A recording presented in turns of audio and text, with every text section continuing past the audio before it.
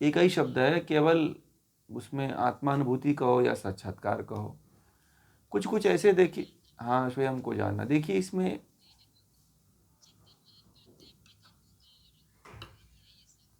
कर्मों का नहीं, आत्मानुभूति।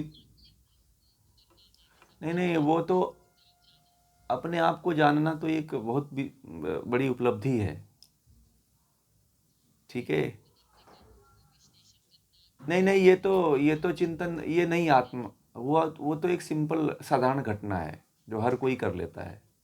आत्मज्ञान में एक तरह से विशेष ज्ञान आपको प्राप्त हो जाता है। आप अपने आप को समझ जाते हो कि मैं एक आत्मा हूँ, और वह तभी ये घटना तभी घटित होती है जब आप तीनों पदार्थों को अलग अलग सिद्धि के द्वारा प्राप्त करते हो, अनुभूति के द्वारा प्राप्त करते हो। अभी तो आप केवल पुस्तकीय ज्ञान ले रहे हो ना। अभी आपने अनुभूत नहीं किया कि मैं कौन हूँ। अभी तो आप वृत्तियों में उलझ जाते हो ना। तो अभी आपने जाना कहाँ अपने आप को? आपको इस शरीर से अभी आपने छुड़ाया कहाँ? आत्मा तो लिप्त है ना इस शरीर के साथ। अभी उस तक ये मैसेज पहुंचा ही नहीं है कि आपको बस पुस्तकी ज्ञान लिया है आपने, और उस तक ये मैसेज नहीं पहुंचाया है कि तुम एक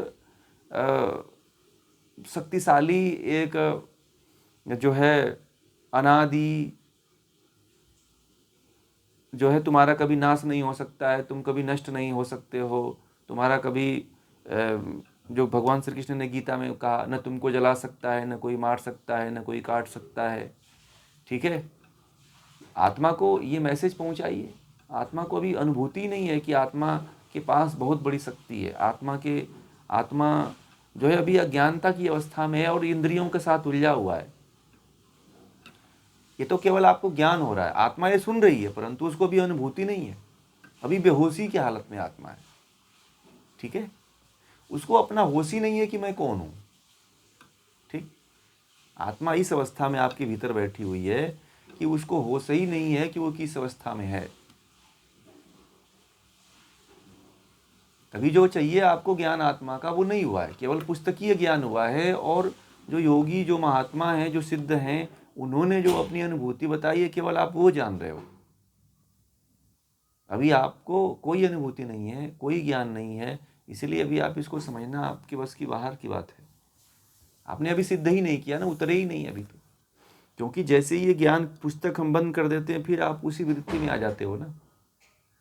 एक आत्मज्ञानी जो व्यक्ति रहता है, सदा एक ही भाव में रहता है, ज्ञान की अवस्था में वो रहता है। आप तो इंद्रियों की अवस्था में चले।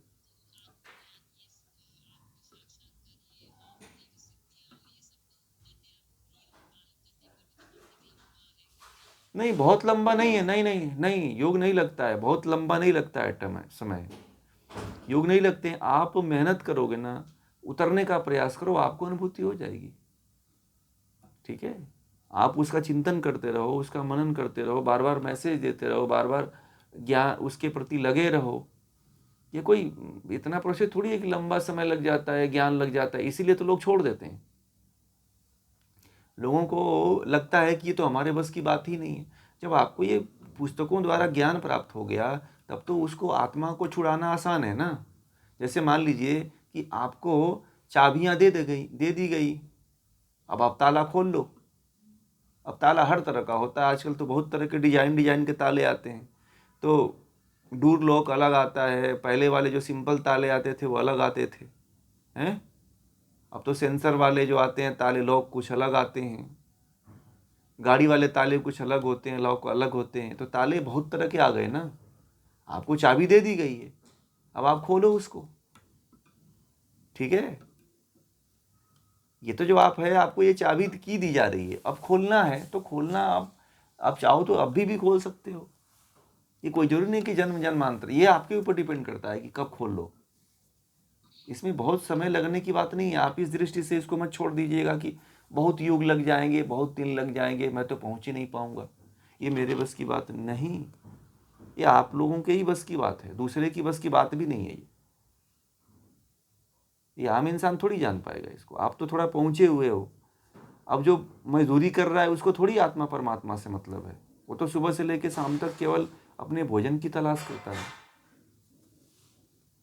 तो वो कभी थोड़ी सोचेगा कि मुझे तो आत्मा को जानना है, परमात्मा को जानना है कि नहीं? समझ रहे हैं बात को ना?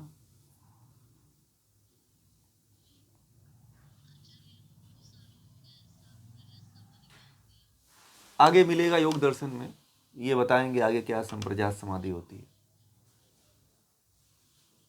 हाँ, ये लंबी प्रक्रिया है, थोड़ा धीरे धीरे समझें तो एक ही, ये फिर बाद में आपको समझ में नहीं आएगा। योग दर्शन में बहुत अच्छी तरह से क्लियर है ये, ठीक है। उसी की तरह जी।